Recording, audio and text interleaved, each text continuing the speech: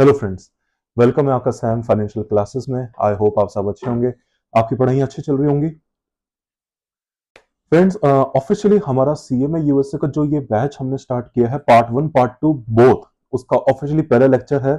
मैं part one अलग से लेके आऊंगा, है ना। उसमें हम अपने लेक्चर्स डिलीवर करेंगे। पार्ट टू हमारा अलग से होगा, उसमें अपने अलग लेक्चर डिलीवर्स होंगे। अप्रॉक्स कोर्स अभी बहुत बड़ा है बेटा, ये है ना। अगर मैं आपको अप्रॉक्स लेक्चर्स की बात करूं तो पार्ट वन में हमारे मेनली 150 लेक्चर्स के करीब होंगे। एवरेज ड्यूरेशन एक लेक्चर की 1 आवर के करीब होगी। और ऐसे ही same applies to part two की भी। ऑन एन एवरेज ड्यूरेशन उसकी भी 1 आवर होगी, ठीक है। तो 300 प्लस लेक्चर्स हो सकते हैं या 300 विद इन रेंज हो सकते हैं। तो सीएमए वैसे बहुत ही वास्ट और एक ग्लोबल कोर्स है ना, जो ग्लोबल हॉरिजॉन अपना एक्सप्लोर करना चाहते हैं फाइनेंस इंडस्ट्री में। तो सीएमई वैसे बहुत अच्छा कोर्स है। मैंने अपने यूट्यूब वीडियो पे ऑलरेडी आप लोगों को एक ग्लिम्स दे रखा है, टेस्ट बता दिया कि एक्चुअली क्या है। मैंने आप लोगों को फेमिलियर करवा दिया कि सीएमए यूएसए एक्चुअली होता क्या है ना। उसका मैंने बहुत इन डिटेल आपको बताया था। देखिए, सीएमए कुछ नहीं, एक मैनेजमेंट कोर्स है, ठीक है। बहुत सारे स्टूडेंट्स, बताओ, मेरे पास भी बहुत डाउट्स आता है स्टूडेंट्स का कि क्या सर सीएमए करके हम ऑडिट कर सकते हैं? सर क्या हम सीएमए करके फाइनेंशियल स्टेटमेंट्स बना सकते हैं? देखो, मैं आपको एक बात बोलूं, फाइनेंशियल स्टेटमेंट्स की जहां तक बनाने की बात है, वो आप बना सकते हो, लेकिन आपके पास लाइसेंस नहीं एक्चुअली बनाने का उसको। मतलब अगर आप एक कंपनी में as a management accountant employ होते हैं, तो आपकी जो रोल्स एंड रिस्पॉन्सिबिलिटीज आपके ऑफर लेटर में लिखी जाएंगी, उसमें कभी भी प्रिपरेशन ऑफ फाइनेंशियल स्टेटमेंट्स नहीं लिखा होगा आपका सीएमए यूएसए का। क्यों? क्योंकि सीएमए का जो काम है वो फाइनेंशियल स्टेटमेंट्स बनाना नहीं है, वो तो एक सीपीए का या एसीसीए का काम है। और जो ऑडिट का काम है वो एक सीपीए का है, वो आप लोग नहीं कर सकते, है ना। तो और एक एसीसीए भी कर सकता है। तो बात एक्चुअली क्या है, सीएमए यूएस पे करता क्या? सीएमए यूएस से करता क्या?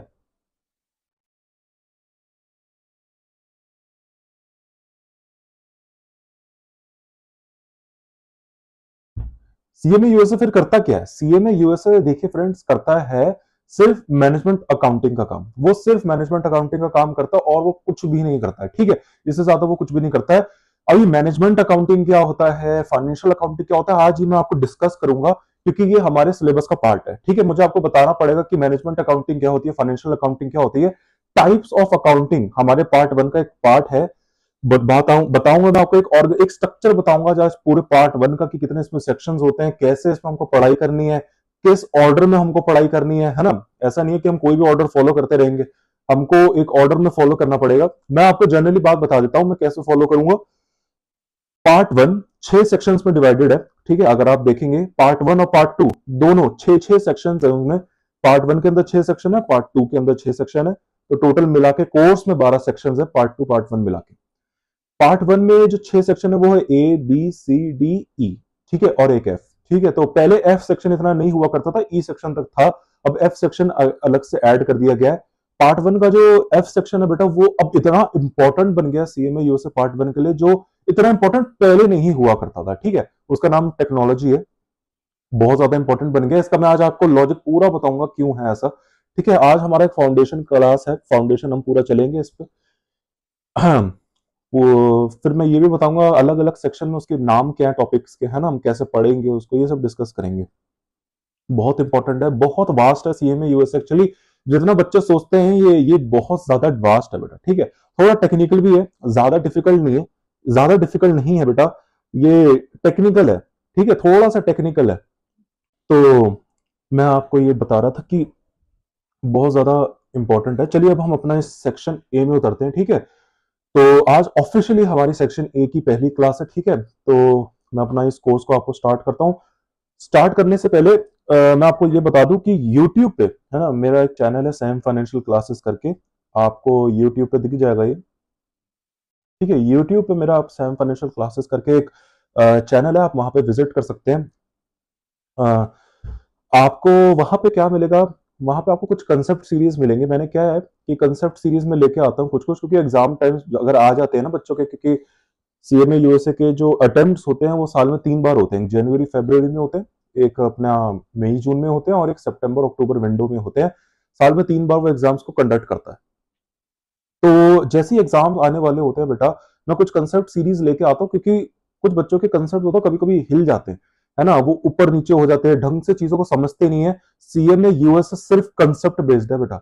मैं अपने सीएमए यूएसए कोर्स में मैं आपको एक फॉर्मूला नहीं रटवाऊंगा। पता है इसमें कितने फॉर्मूलाज हैं? अगर आप गिनने में आओगे 1000 से ज्यादा फॉर्मूलाज बन जाएंगे।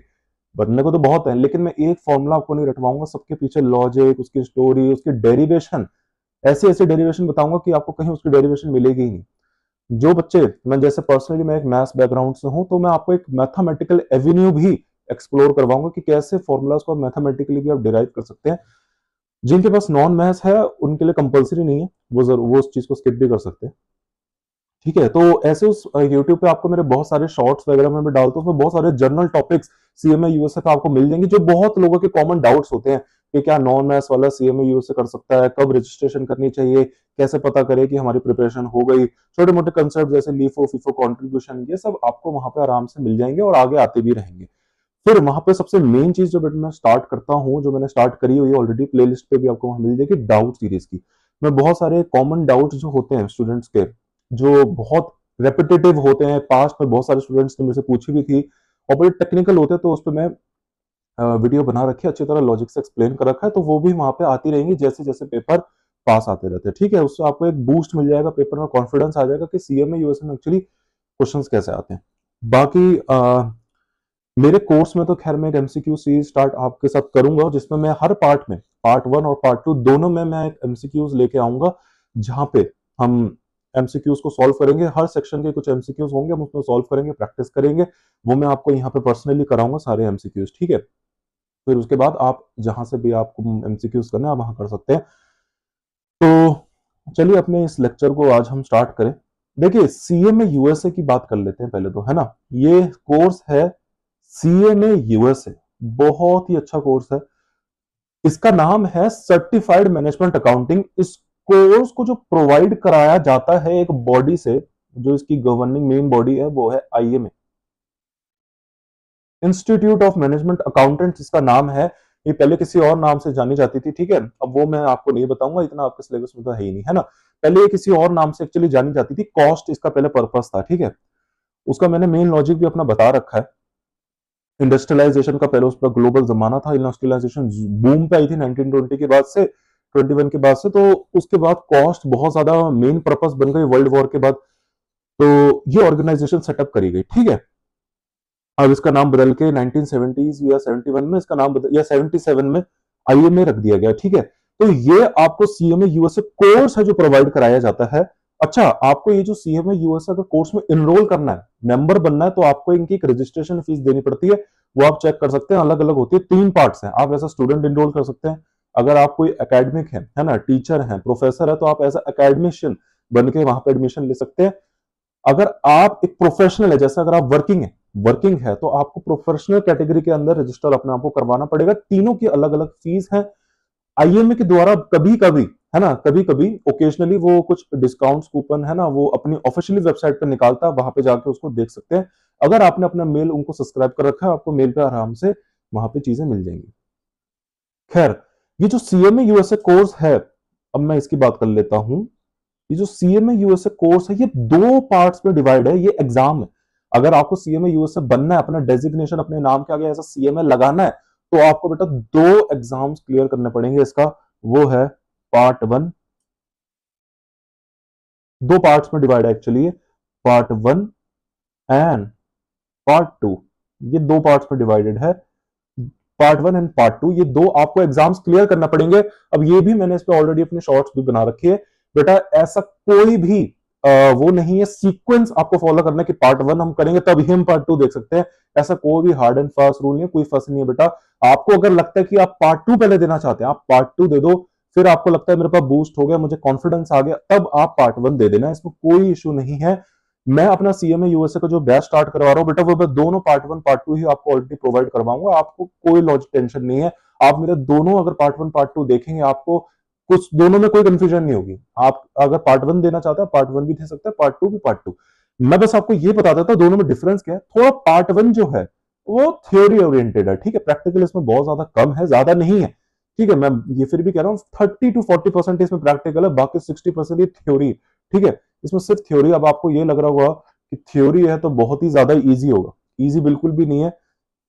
डिफिकल्ट भी नहीं, लेकिन चीजें यही कंसेप्ट समझने के लिए, तो एक एक कंसेप्ट को एक्सप्लेन करूंगा, ठीक है। फिर दूसरा पार्ट टू प्रैक्टिकल ओरिएंटेड है बेटा, 80 to 85% इसमें प्रैक्टिकल और सिर्फ 15% ही थ्योरी है, और जो थ्योरी है वो भी कोई ज्यादा टेक्निकल नहीं है, बिल्कुल सिंपल सिंपल थ्योरी है, ठीक है।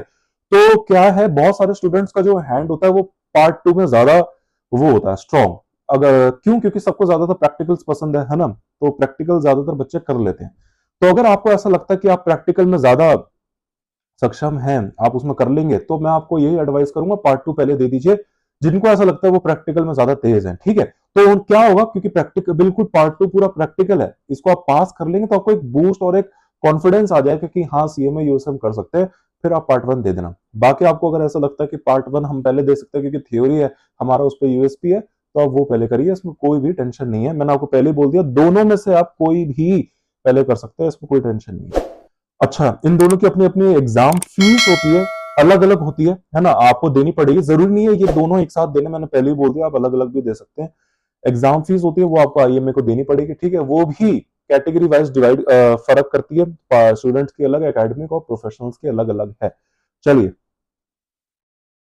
बेटा, ये अभी तो मैं पार्ट, क्योंकि मैंने अपना पार्ट वन का लेक्चर स्टार्ट करा, तो मैं अभी पार्ट वन के ओरिएंटेड ही बात करूंगा, ठीक है। ये कोर्स का तो क्योंकि स्ट्रक्चर में ऑलरेडी अपने यूट्यूब पे मैंने डाल रखा है। पार्ट टू, हम जब पार्ट टू का अपना लेक्चर स्टार्ट करेंगे, तो पार्ट टू आज से ऑफिशियली बेटा मेरा बैच सीएमए यूएसए का स्टार्ट हो गया है, ठीक है। बिल्कुल लेटेस्ट है बेटा, लेटेस्ट एडिशन के साथ कर रहा हूं, 2025 बेटा, 2025 लेटेस्ट रिकॉर्डेड मटेरियल्स आप लोगों को प्रोवाइड करे जाएंगे, ठीक है। जैसे जैसे मैं बना रहा हूं वैसे वैसे आपको मिलता रहेगा। सिलेबस एलएमएस जो अभी आया है, आईएमए ने पिछले साल सिलेबस चेंज कर दिया, 2024 सिलेबस ओरिएंटेड मैं आपको ये जो लेक्चर्स दे रहा हूं उसके प्रोवाइडर, ओल्ड सिलेबस के नहीं है बेटा, ये सिर्फ न्यू लेक्चर्स हैं, न्यू सिलेबस के लिए। और वैसे भी ओल्ड सिलेबस वाला तो कोई वैसे भी कंसेप्ट सीएमए यूएसए में है ही नहीं, सबको न्यू सिलेबस में इनरोल करना है, तो ये बिल्कुल सिलेबस 2024 ओरिएंटेड लेक्चर्स हैं, ठीक है। चलिए पार्ट वन की बात कर लेते हैं, ठीक है स्टूडेंट्स, पार्ट वन की बात कर लेते हैं, क्योंकि मैं आपको पार्ट वन से अपना लेक्चर स्टार्ट करवा रहा हूं। ये जो पार्ट वन है ना बेटा, इसमें 6 सेक्शन है, 6 सेक्शन है इसके अंदर बेटा, इसके अंदर 6 सेक्शंस हैं। कौन कौन से? A, B, C, D, E and F.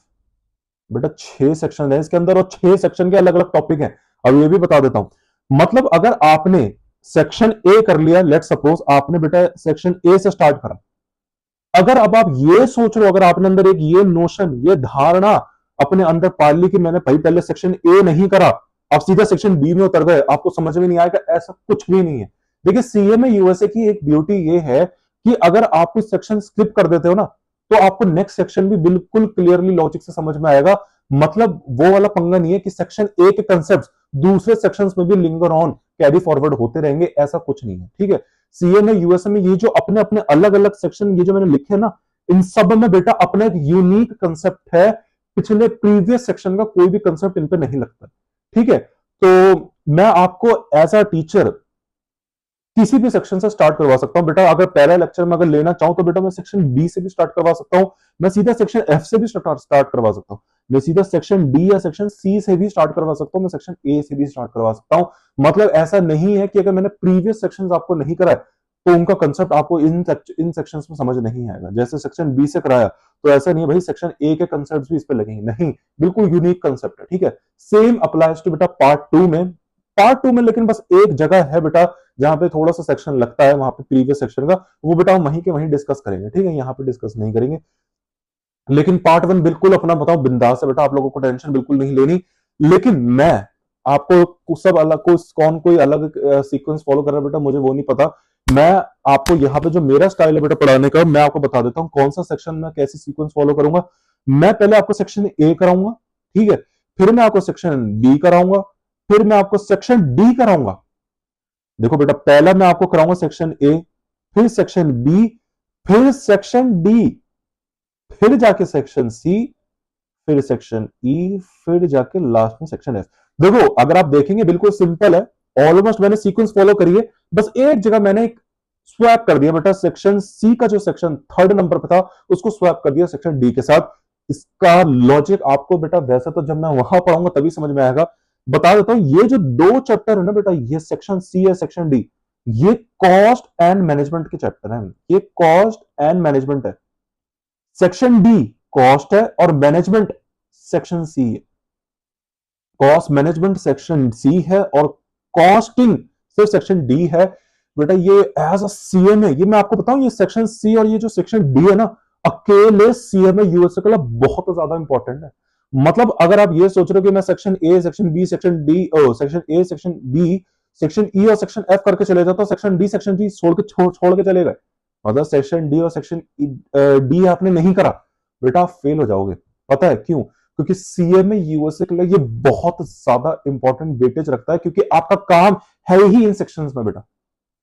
बेटा ये सेक्शन एक तो गिनो ही मत, सेक्शन एक तो गिनो ही मत बेटा, ये तो सब जो अकाउंट्स पढ़ता है, कोई भी फाइनेंस की दुनिया में आता है उसको सेक्शन ए पढ़ना ही पड़ेगा। आपको क्या लगता है सिर्फ आप ये जो ये सेक्शन ए पढ़ता है? नहीं, ये बेस है बेटा, ये आपको पता है, ये बेसिक लेक्चर, ये बेसिक है फाइनेंस का। ये तो पूरे सब जो फाइनेंस इंडस्ट्री में है सबको पढ़ना पड़ेगा। अगर आप सीएमए यूएसए कर रहे हो आपको भी पढ़ना पड़ेगा, आप एसीसीए कर रहे हो तब पढ़ना पड़ेगा, सीपीए में करना पड़ेगा, सीआईए में करना पड़ेगा, सीएफए सीएफआरएम सब जगह आपको करना पड़ेगा। इनफैक्ट अगर आप कोई अपना इंडियन कोर्सेज करते हैं जैसे सीए हो गया सीएमए हो गया, वहां तक आप लोगों को पढ़ना पड़ेगा। तो ये तो बेसिक है फाइनेंस का, तो इररेलेवेंट है, आपको पढ़ना है। आप मतलब अगर आप ये करोगे तब भी आपको पढ़ना पड़ेगा। अगर आप सीएमए यूएसए ना करके दूसरे कोर्सेज पढ़ोगे वहां भी पढ़ना पड़ेगा, तो फिर आप कहां बच के जाओगे? जब आपको ये पढ़ना ही है तो इसको तो फिर छोड़ो ना, ये तो फिर पढ़ाई नहीं होगी, ये तो कोई सेक्शन ही नहीं हुआ है ना, ये तो आपको जबरदस्ती पढ़ाया ही जाएगा अगर आप फाइनेंस में कर रहे हो। ठीक है, तो ये तो बेटा देखो 6 सेक्शन में से एक सेक्शन तो हटा ही लो, क्योंकि वो तो आपको पढ़ना ही पड़ेगा, चाहे आप कोई भी करो बेटा। ग्रेजुएशन तो करोगे ना तो वहां भी आपको पढ़ना पड़ेगा। ठीक है, फिर ये तो इररेलेवेंट हुआ हमारी पढ़ाई के लिए। आपका जो मेन काम है ना बेटा, वैसे तो आप ये जितने भी सेक्शन पढ़ रहे हो आपका सारा यहाँ पे है, वर्किंग है, आप यहाँ पे काम कर सकते हैं, लेकिन आपका जो मेन काम है ना बेटा काम करने का as a management accountant CA में, जब आपके पास डिग्री आ जाएगी बेटा, आप इस सेक्शन सी और इस सेक्शन डी में काम करोगे। सेक्शन सी का नाम है परफॉर्मेंस मैनेजमेंट, या इसको वेरिएंसेस एनालिसिस के नाम से भी बेटा अनऑफिशियली जाना जाता है। बच्चे ऐसे बोलते रहते हैं वेरिएंस वाला चैप्टर, परफॉर्मेंस वेरिएंस को कर लिया। ये वेरिएंस है बेटा, ये बहुत ही इंपॉर्टेंट चैप्टर है। और सेक्शन डी सिर्फ कॉस्ट मैनेजमेंट पे है, कॉस्टिंग पे है। आपको कॉस्टिंग पढ़नी है बेटा, कॉस्टिंग कैसे, कॉस्टिंग फाइनेंशियल स्टेटमेंट्स में मैं आपको पढ़ाऊंगा कैसे बनते हैं, डायरेक्ट लेबर डायरेक्ट मटेरियल्स है ना, ये सब वहां पे हम डिटेल डिस्कस में करेंगे। बहुत ज्यादा इंपॉर्टेंट चैप्टर है ये वहां पे। ठीक है, सेक्शन ई इंटरनल कंट्रोल्स पे है, अभी मैं सिर्फ आपको नाम बता रहा हूँ, डिटेल में वहीं पढ़ेंगे। ये है internal control section E. Section F जो है हमारा, वो है हमारा टेक्नोलॉजी, टेक्नोलॉजी के ऊपर है। सेक्शन सी का नाम है आपको मैंने बता दिया, परफॉर्मेंस वेरिएंसेस या परफॉर्मेंस मैनेजमेंट। सेक्शन डी का है कॉस्ट मैनेजमेंट। बी का है बेटा प्लानिंग बजटिंग एंड फोरकास्टिंग। ये वैसे तो थ्योरी चैप्टर है, 80 to 80% इसमें थ्योरी है, 20% इसमें थोड़ा प्रैक्टिकल है। प्रैक्टिकल भी मैं बता देता हूँ आपको, बजट्स बनाने पड़ेंगे इसमें, वही इसमें प्रैक्टिकल है और इससे ज्यादा कोई प्रैक्टिकल नहीं है।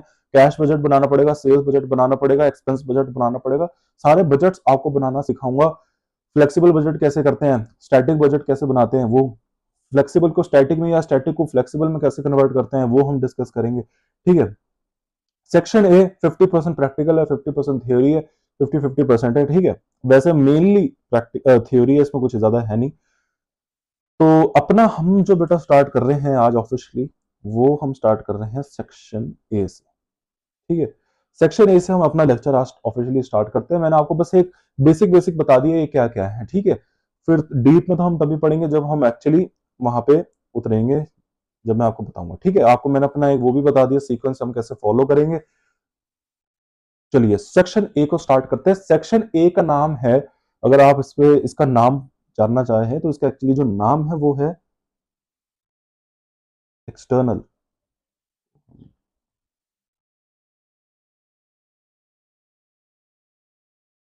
एक्सटर्नल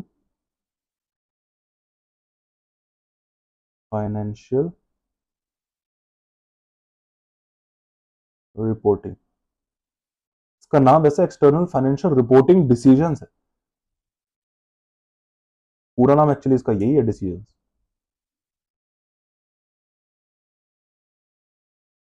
ठीक है, इसका ये पूरा नाम एक्चुअली ये है। तो ठीक है, एक्सटर्नल फाइनेंशियल रिपोर्टिंग डिसीजंस इसका पूरा नाम है। हम आपको समझ में ये मुझे आपको ये समझाना है कि इसका नाम actually external financial reporting decision, इतना लंबा चौड़ा नाम इसका इन्होंने क्यों रखा हुआ है? देखिए, एक्सटर्नल और डिसीजन को तो अभी साइड में रखिए, नाम जो फोकस करना आपको वो रखना है फाइनेंशियल रिपोर्टिंग पे। दो नाम पे फोकस रखिए, फाइनेंशियल रिपोर्टिंग, फाइनेंशियल रिपोर्ट्स, ठीक है। फाइनेंशियल रिपोर्ट्स, ये रिपोर्टिंग क्या है? ये रिपोर्ट्स प्लस आईएनजी है, यहाँ पे कंटिन्यूस वर्ब इन्होंने इसके अंदर जोड़ दिया। मतलब आप बार बार एक काम करते रहेंगे, मतलब आप फाइनेंशियल रिपोर्ट्स बनाते रहेंगे, ठीक है।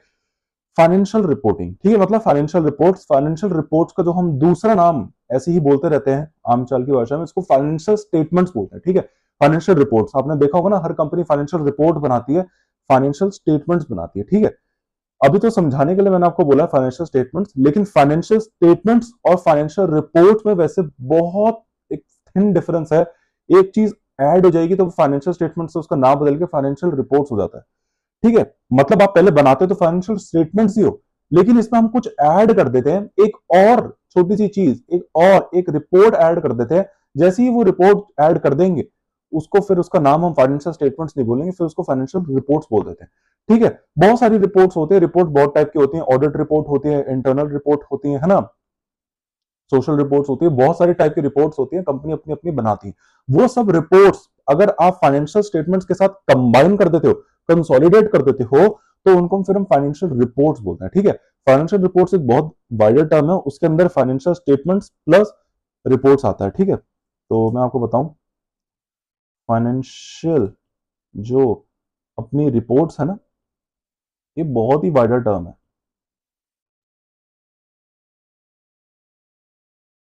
इसके अंदर फाइनेंशियल स्टेटमेंट्स भी आती हैं, प्लस अलग अलग टाइप की रिपोर्ट्स भी आती हैं। बहुत सारी टाइप की इसके अंदर रिपोर्ट्स आती है, फाइनेंशियल स्टेटमेंट्स और रिपोर्ट्स। अब ये रिपोर्ट्स कौन कौन सी होती है वो हम वहां बाद में डिस्कस करेंगे, इंटरनल रिपोर्ट्स, इंटीग्रेटेड रिपोर्ट्स, ये सब वहां पे डिस्कस करेंगे, आगे बहुत बाद में आएगा ये हमारा कंसेप्ट। फाइनेंशियल स्टेटमेंट्स इसके अंदर होती है। फाइनेंशियल स्टेटमेंट्स कितनी प्रकार की होती है वो भी हम अभी थोड़ी देर में डिस्कस करेंगे। बाकी फाइनेंशियल रिपोर्ट्स मैंने आपको बता दी है, ठीक है। फाइनेंशियल रिपोर्ट्स होती है दो टाइप की, फाइनेंशियल स्टेटमेंट्स और उसके अंदर एक चीज आप जोड़ दोगे तो रिपोर्ट्स। लेकिन हमारा जो मेन काम है एक्चुअली, आज हमें फाइनेंशियल स्टेटमेंट्स पे डिस्कस करना है, रिपोर्ट्स तो बाद में आएंगी, ठीक है।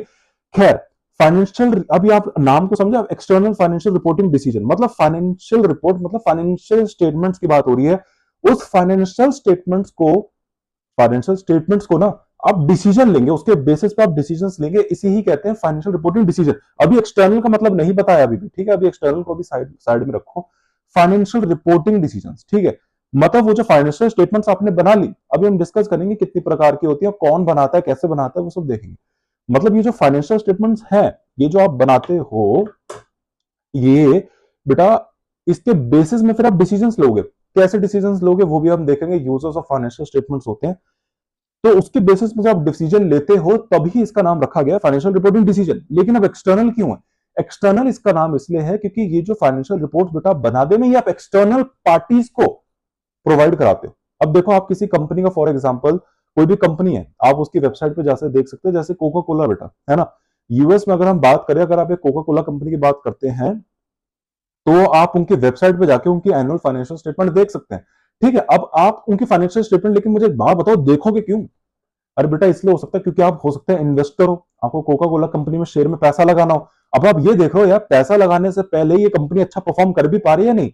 अब पैसा लगा दूंगा, पैसा डूब जाए, तो बेटा आपको ये देखना पड़ेगा कंपनी अच्छा परफॉर्म कर पा रही है या नहीं। तो उसके लिए आपको क्या करना पड़ेगा? कंपनी की ग्रोथ देखनी पड़ेगी, कैश है भी इसके पास या नहीं, फाइनेंशियल ग्रोथ देखनी पड़ेगी। वो कैसे पता चलेगा आपको? कैसे पता चलेगा आपको? वो क्या पर्सनली कॉल करके बताएंगे या आप उनसे पूछ के आएंगे? नहीं, वो आपको कैसे पता चलेगा? आपके उनकी जो फाइनेंशियल रिपोर्ट्स होती हैं, स्टेटमेंट्स होती है, उससे आपको पता चलेगा। एग्जांपल, जैसे बेटा आप स्कूल में जैसे अपना परफॉर्म करते थे, पूरे साल आपने स्कूलिंग करी, एकेडमिक ईयर में एग्जाम्स दिए, पढ़ाई करी, सब है, लेकिन लास्ट में आपके परफॉर्मेंस का इवैल्यूएशन कैसे होता था, किस बेसिस पे होता था? वो होता था रिपोर्ट कार्ड के बेसिस पे, मतलब रिपोर्ट्स के बेसिस पे हम पता लगाते थे, अच्छा ये स्टूडेंट पूरे साल कैसा परफॉर्म करा। ऐसे ही कंपनी का भी ऐसे ही इवैल्यूएशन होता है, कंपनी पूरे साल काम कर रही है, लेकिन अच्छा कर रही है, गंदा कर रही है, कैसे पता चलेगा? ऐसी उसकी भी एक रिपोर्ट कार्ड होती है, उस रिपोर्ट कार्ड को हम फाइनेंशियल स्टेटमेंट बोलते हैं। तो अलग अलग यूजर्स होते हैं, गवर्नमेंट उसको अलग तरीके से यूज करती है। गवर्नमेंट की फाइनेंशियल स्टेटमेंट देखती है किसी कंपनी की, वो टैक्स पर्पस के लिए देखती है कि इसने जो हमें टैक्स दिया है क्या बिल्कुल ठीक दिया है, प्रॉफिट इसने जो दिखाया गया ठीक दिया है। ऑडिटर्स अपने पर्पस के लिए देखते हैं कि भैया इसने जो फाइनेंशियल स्टेटमेंट्स अपनी दिखा रखी है क्या इसने प्रिंसिपल्स को फॉलो करके बनाया है। कौन से principle? Accounting principle, US GAAP, in accordance with US GAAP बना रखे हैं, आईएफआरएस के अकॉर्डेंस में बना रखे हैं। आईएफआरएस अगर यूरोप या मतलब यूएस के अलावा कोई कंपनी है, ठीक है, तो इन अकॉर्डेंस इन सबके बना रखा है या नहीं बना रखा, ठीक है। इन्वेस्टर क्यों देखता है? इन्वेस्टर क्योंकि उसको कंपनी में पैसा लगाना, तो वो देखता है भाई कंपनी अच्छा परफॉर्म कर रही है, गंदा परफॉर्म कर रही है तो उसमें क्यों पैसा लगाएंगे, ठीक है। क्रेडिटर्स क्यों देखते हैं? अरे क्रेडिटर्स ने उधार पे आपको अपना माल प्रोवाइड कर रखा है इस कंपनी को, तो वो ये देखते हैं फाइनेंशियल स्टेटमेंट से क्या इसके पास अच्छी लिक्विडिटी है, कैश का बैलेंस अच्छा मेंटेन कर रखा है, कैश ऑपरेटिंग कैश फ्लोस अच्छी है। ऑपरेटिंग कैश फ्लोस क्या होती है वो भी हम बाद में डिस्कस करेंगे। ये सब वो चीजें देखते हैं, ठीक है। बैंक्स भी होते हैं, अरे बैंक्स को देखेंगे, अरे बैंक्स इसलिए देखते हैं क्योंकि बैंक आपको लोन दे रही है, आप लोन मांगने जा रहे हो बैंक को, तो बैंक आपको ऐसी दे देगी आपकी शक्ल देख के लोन, ऐसे नहीं देती। बैंक क्या होती है आपके फाइनेंशियल स्टेटमेंट्स को एनालाइज करती है कि क्या भाई इसकी कैश की लिक्विडिटी अच्छी है। अलग अलग रेशियोज निकाली जाती है जिनको लिक्विडिटी रेशियोज बोलते हैं, सॉल्वेंसी रेशियोज होते हैं, वो पार्ट 2 का कंसेप्ट है हमारा, ठीक है। तो वो कैसे निकलेंगी? फाइनेंशियल स्टेटमेंट्स निकाल के तो निकलेंगी, फाइनेंशियल स्टेटमेंट्स होंगे तभी तो वो सब रेशियोज निकाल के बैंक एनालाइज करेगा, है ना। जैसे अगर आप एक ऐसा पर्सनल लोन लेके जाते हो तो बैंक भी आपसे मांगता है ना कि आप अपनी सैलरी स्लिप दिखाओ, अपनी इनकम स्टेटमेंट्स दिखाओ, आईटीआर दिखाओ, ये सब चीजें मांगता है ना, ऐसी कंपनी के केस में भी है, ठीक है। तो ये सब यूजर्स ऑफ फाइनेंशियल स्टेटमेंट्स हैं, तो इन लोगों को जरूरत पड़ रही है ना फाइनेंशियल स्टेटमेंट की, तो इन लोगों के लिए फाइनेंशियल स्टेटमेंट बनाई जाती है। और बेटा ये लोग कौन है? एक्सटर्नल पार्टीज है। ये आप तो कंपनी हो, आपने फाइनेंशियल स्टेटमेंट बनाई, आपको यूज करना चाहिए ना, लेकिन आपके अलावा ये बाहर के लोग उसको यूज कर रहे हैं। इन्वेस्टर बाहर का है, शेयर होल्डर बाहर का है, गवर्नमेंट बाहर का है, बैंक बाहर के हैं, ये सब बाहर के लोग हैं, ये फाइनेंशियल स्टेटमेंट यूज कर रहे हैं, तो इसे कहते हैं एक्सटर्नल पार्टीज। तो देखो एक्सटर्नल फाइनेंशियल रिपोर्टिंग डिसीजन, अब समझे मतलब फाइनेंशियल रिपोर्ट्स के बेसिस पे डिसीजन ले रहा है, लेकिन कौन ले रहा है? एक्सटर्नल पार्टीज ले रही हैं। तो इसका आज मैंने आपको पूरा आज आपको ये जो इसका नाम है heading external financial reporting decision, मैंने आपको बहुत ही इजी वे में करके बता दिया, ठीक है। लेकिन ये कहना कि सिर्फ फाइनेंशियल जो स्टेटमेंट्स आपने बना रखे हैं सिर्फ एक्सटर्नल पार्टीज ही इसको यूज करती हैं, ये बिल्कुल गलत होगा। अब ऐसा क्यों? देखो बेटा, ये जो फाइनेंशियल रिपोर्ट्स बनाते हो ना, ये आप भी यूज करोगे, लेकिन आप इसको पूरी तरीके से यूज नहीं करोगे। मैं आपको एक मतलब और बता देता हूं कि क्यों इसका नाम एक्सटर्नली क्यों है। बहुत सारे स्टूडेंट्स का ये डाउट आ रहा होगा, सर एक्सटर्नल क्यों? हम कंपनी के मालिक हैं, हमने फाइनेंशियल स्टेटमेंट्स बनाई है तो हम भी तो यूज करते होंगे, तो इंटरनल भी रखो, internal and external financial reporting decision इसका नाम रखो। लेकिन ये कहना गलत है, क्यों? एक कंपनी जो अपनी खुद की जो फाइनेंशियल स्टेटमेंट बनाती है ना, वो दूसरों के लिए बनाती है। आप बोलोगे क्यों सर, ऐसा थोड़ी ना होता है। जैसे बड़ी बड़ी कंपनी कोका कोला हो गया, रिलायंस होगी, सब फाइनेंशियल स्टेटमेंट बनाती है, ये भी तो यूज करती होंगी ना।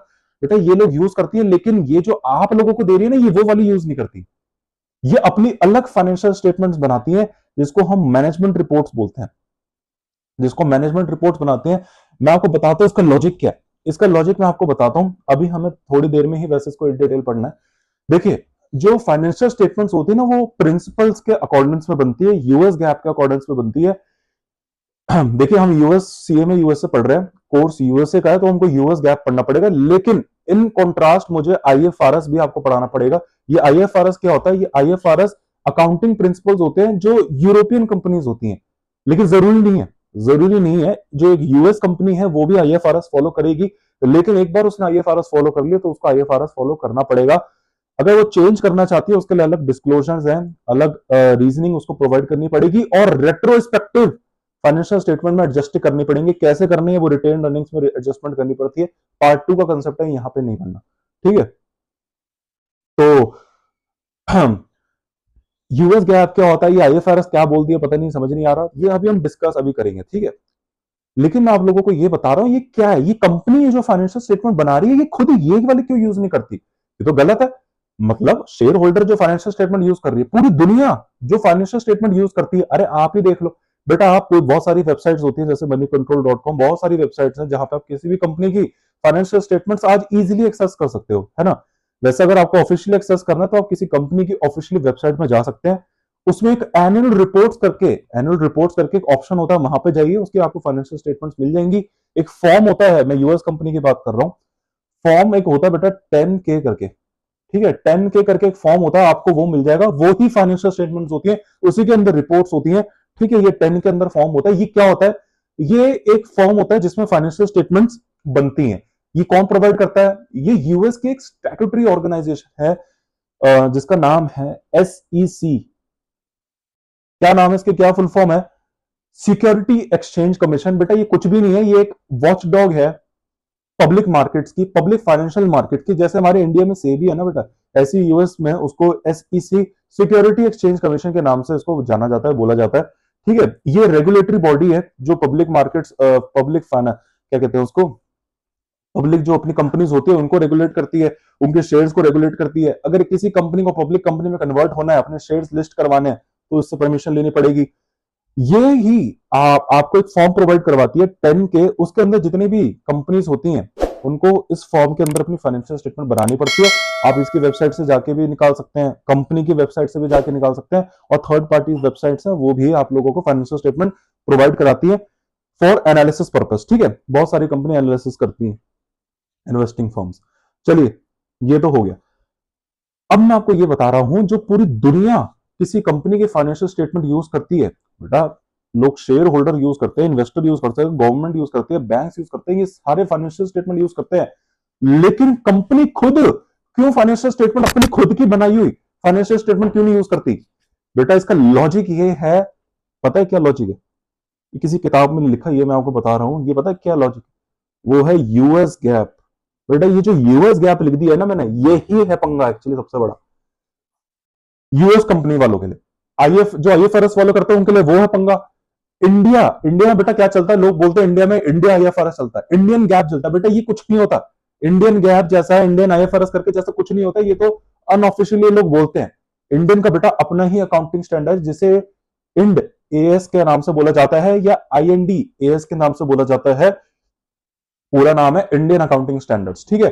पहले अकाउंटिंग स्टैंडर्ड्स हुआ करते थे, अब इंडियन अकाउंटिंग स्टैंडर्ड्स में कन्वर्ट हो गया है, ठीक है। इंडियन अकाउंटिंग स्टैंडर्ड्स बेटा लूजली इन्फ्लुएंस्ड है IFRS से, और थोड़ा सा यूएस गैप पे। आपको बहुत जगह दिखेगा कि वो यूएस गैप से भी इन्फ्लुएंस्ड है, मोटा 80% ज्यादा, मतलब जो ज्यादातर इन्फ्लुएंस आपको दिखेगा वो IFRS पे दिखेगा, ठीक है। यूएस गैप से हमारा ज्यादा इन्फ्लुएंस नहीं है। जैसे एग्जांपल अभी के लिए दे देता हूं, इन्वेंट्री वैल्यूएशन। इन्वेंट्री अगर आप वैल्यू करते हैं तो बेटा यूएस गैप में थोड़े अलग मेथड्स हैं, जैसे लीफो करके एक मेथड है, लेकिन IFRS के अंदर लीफो अलाउड नहीं है, और हमारे इंडियन अकाउंटिंग स्टैंडर्ड के अंदर भी लीफो अलाउड नहीं है, ठीक है। ऐसी इन्वेस्टमेंट पे भी आपको वैल्यूएशन में मैं आपको दिखाऊंगा, वहां पे यूएस गैप में कुछ अलग तरीका है, IFRS इंडियन अकाउंटिंग स्टैंडर्ड में अलग तरीका है, ठीक है।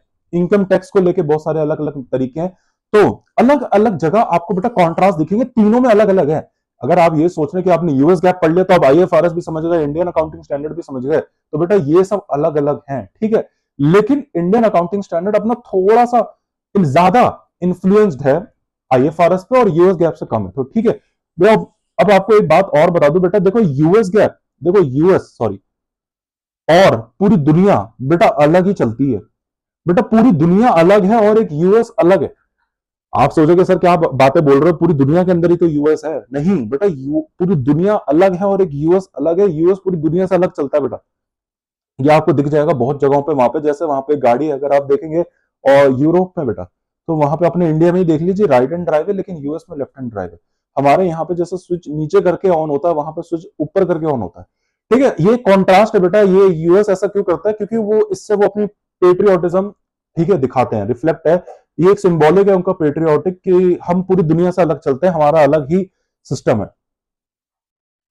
तो ऐसे ही उन्होंने अकाउंटिंग प्रिंसिपल्स को भी नहीं छोड़ा बेटा। उन्होंने कहा ये जो यूरोप वाले प्रिंसिपल्स हमको दे रहे हैं, हम वो भी फॉलो नहीं करेंगे, हम इससे भी उल्टा चलेंगे, हट के चलेंगे। जैसे IFRS ने अपना प्रिंसिपल दिया कि भैया हम ऐसे ऐसे करेंगे, वैसे वैसे करेंगे। IFRS थोड़ा सा बेटा प्रिंसिपल बेस्ड है। यूएस ने कहा नहीं, हम ऐसे नहीं चलेंगे, हम थोड़ा सा फ्लेक्सिबल चलेंगे, हम थोड़ा सा अपनी कंपनीज को ज्यादा फेवर करेंगे। तो वो रूल बेस्ड निकला, तो वो कॉन्ट्रास्ट दिखाता है। वो ऐसा जैसे पूरी दुनिया ने दे दिया एक सेट प्रिंसिपल, उसको एज इट इज फॉलो नहीं करता। यूएस वाला कहता है नहीं, हम अपना अलग चलेंगे, हटके चलेंगे, पूरी दुनिया को फॉलो करना करे, हम तो अपना अलग चलेंगे, ठीक है। इसलिए हमारा एक अलग से हमें सिलेबस पढ़ना पड़ जाता है यूएस गैप करके, ठीक है। तो IFRS आप अलग है, लेकिन हमारे सिलेबस में थोड़ा सा आपको कॉन्ट्रास्ट मुझे बताना पड़ेगा, लेकिन 80% मेजोरिटी हम यूएस गैप ही पढ़ेंगे, ठीक है। अब यूएस गैप और ये आईएफआरएस के बीच में अभी डिटेल आपको पता है क्या, अभी नहीं समझ में आएगा, जब ये पूरा सेक्शन एक खत्म हो जाएगा तब जाके ये लास्ट में टॉपिक आएगा, क्योंकि अभी हम एक एक करके सारे एलिमेंट्स पढ़ेंगे, उसकी वैल्यूएशन पढ़ेंगे, यूएस गैप के अकॉर्डिंग पढ़ेंगे, आईएफआरएस में कैसे होता है वो पढ़ेंगे, तब जाके लास्ट में मैं आपको बताऊंगा यूएस गैप और आईएफआरएस के बीच में डिफरेंसेस, ठीक है, करके चलाऊंगा, ठीक है। तो यूट्यूब चैनल को बेटा आप मेरे सब्सक्राइब कर सकते हैं, वहां पे क्या है, डिस्क्रिप्शन पे आपको मेरे वहां पे व्हाट्सएप ग्रुप मिल जाएगा बेटा, वहां पे बहुत स्टूडेंट्स क्या है एक दूसरे से डिस्कस कर सकते हैं, डिस्कस करते हुए बेटा बहुत सारे मटेरियल्स बेटा वहां पे स्टूडेंट्स एक दूसरे से शेयर करते हैं, डिस्कस करते हैं पेपर के टाइम पे, है ना। तो बहुत सारी चीजें मैं भी उस ग्रुप में बेटा अपनी चीजें डालता रहता हूँ, है ना, जैसे डाउट क्लासेस आ गई, कोई इंपॉर्टेंट अपडेट्स आ गए वहां पे मैं डालता हूँ, टेलीग्राम ग्रुप भी है बेटा, आप उसको भी ज्वाइन कर सकते हैं। यूट्यूब चैनल को सब्सक्राइब कर दीजिए, उससे क्या होगा आपको रेगुलर अपडेट्स आती रहेंगी बेटा। यूट्यूब में मैं ऐसे बहुत सारे मटेरियल्स अपार्ट फ्रॉम क्लासेस लेके आता हूँ बेटा। मैं एक सीरीज स्टार्ट करता हूँ बेटा, जिसको मैं बोनस क्लासेस करके प्लेलिस्ट बनाऊंगा बेटा, वो आपको मेरे यूट्यूब पे दिख जाएगी। उसमें मैं क्या है, मैं अलग अलग जो थोड़ा सा एक्स्ट्रा कंसेप्ट होते हैं ना, जो हमारे सीएमए यूएस पे नहीं है, लेकिन अगर आप वो पढ़ लेते हैं आपको हेल्प बहुत हो जाएगी सीएमए यूएस में। इनडायरेक्टली आपकी हेल्प करेगा सीएमए यूएस कोर्स में, डायरेक्टली हेल्प नहीं करेगा।